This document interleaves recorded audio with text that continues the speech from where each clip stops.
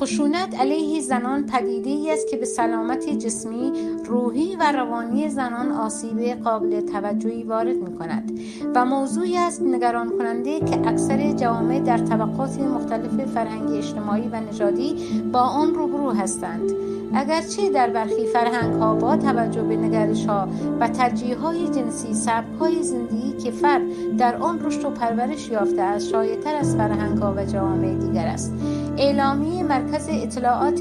سازمان ملل متحد دسامبر 1993 خشونت علیه زنان را هر گونه عمل خشونت‌آمیز بر پایه جنسیت که بتواند منجر به آسیب فیزیکی یعنی بدنی، جنسی یا روانی زنان شود تعریف کرده است که اجبار و تهدید به انجام کاری به جبر، زور یا سلب آزادی زنان به شیوه مستبدانه در جامعه و زندگی خصوصی را شامل می شود. بر اساس همین اعلامیه خشونت علیه زنان معمولاً از سوی اعضای خانواده، اشخاص عادی و دولت اعمال می شود. نتایج مطالعات با تمرکز بر خشونت علیه زنان خبر از افزایش میزان خشونت‌ها علیه زنان می‌دهد